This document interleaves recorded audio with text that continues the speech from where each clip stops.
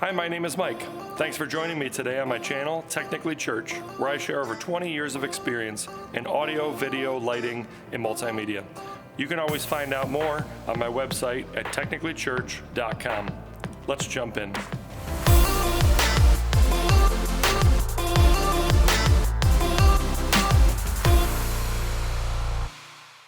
In this video, I'm going to talk about using the Behringer Wing with multiple stage snakes and the distinct different ways that you can hook them up and how it's affected with your routing. All right, so today I've got a Behringer Wing.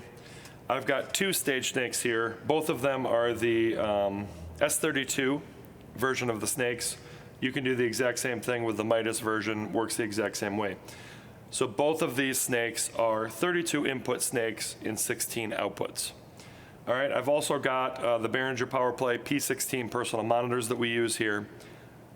So those are hooked in as well, and I'll go over how the routing works on this. So there are two distinct ways that you can hook these snakes up, and they operate very differently. So I'm going to go through those one by one. So the Behringer Wing can operate using 48 channels. Now those are 48 stereo channels.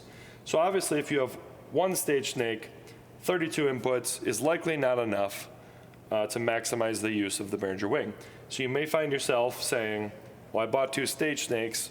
What's the proper way to hook these up, and how does the routing work?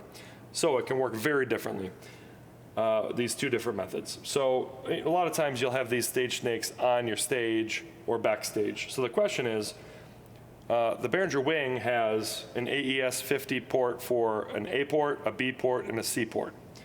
So how does this all work? Do I need to run one Ethernet from the wing to the snakes? Do I need to run two? You can actually do it both ways, and you do have access to these differently. So let's jump in.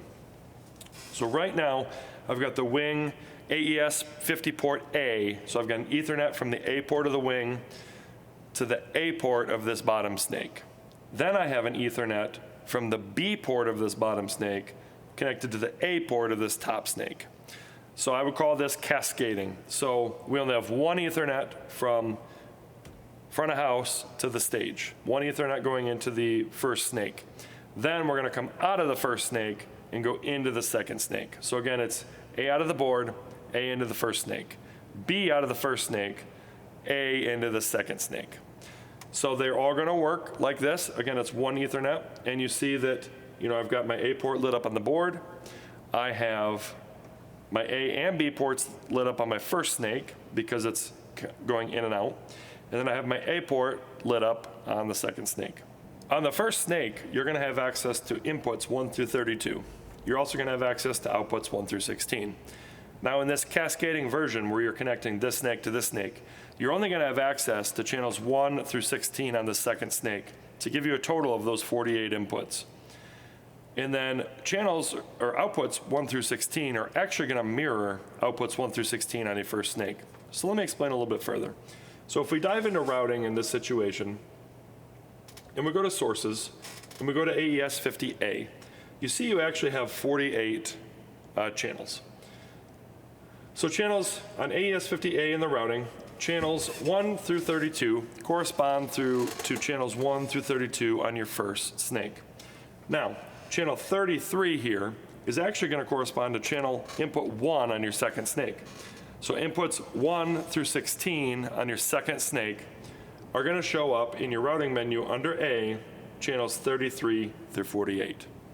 Now on the output side, so if we go to outputs and we go to A, you have 1 through 16 as outputs.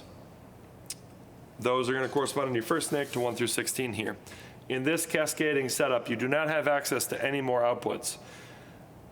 Channels 1 through 16 on your second snake mirror 1 through 16 on your first snake. So they are usable, but you're going to get the exact same routing on both of these. So that's how you could set up one line from the Behringer Wing to two snakes on your stage and gain more than 32 inputs. Now let's talk about the P16 in this situation before we move on. So there's an alternate port on the back of both of these snakes. So again, we're going from the board to the first snake, from the first snake to the second snake.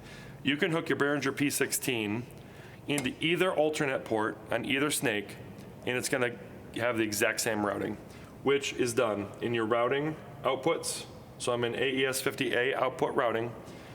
Outputs 33 through 48 correspond to channels 1 through 16 on your P16 that is plugged into that alternate port on your snake.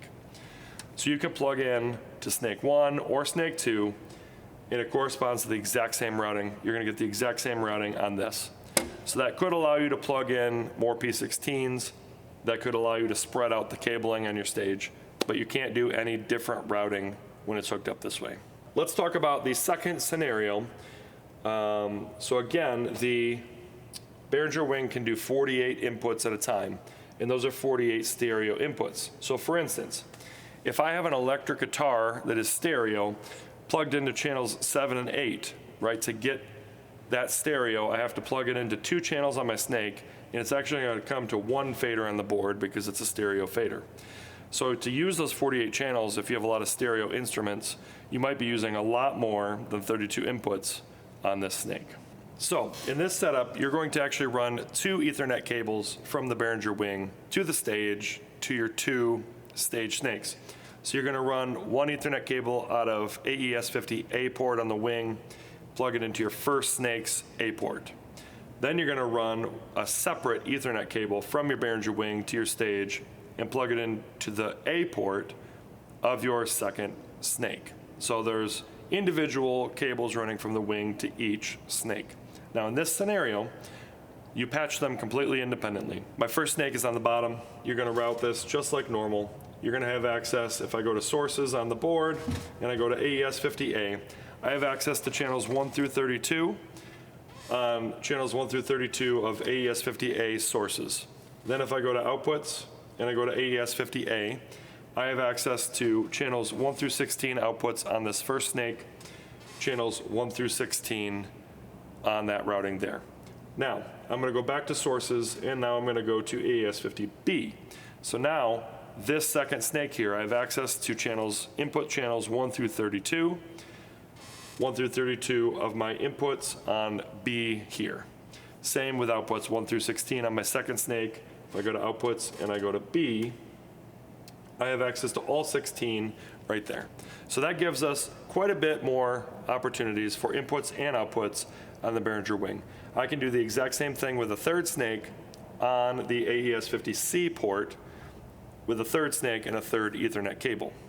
Now, one further benefit, if you're using the Behringer P16s in this scenario, is you actually get a separate routing section for your A snake and your B snake. So you could potentially do different mixes on your P16s for different groupings of people, depending on what snake they're plugged into. You could also mirror them and make them the same.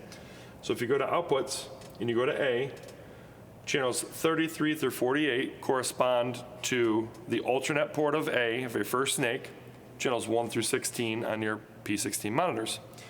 So you could send 16 channels to this P16 through that first snake. Now, you could have a second P16 plugged into your second snake, and you could go to outputs, and now I'm going to go to B, and your B outputs 33 through 48 correspond to the alternate port of your second snake.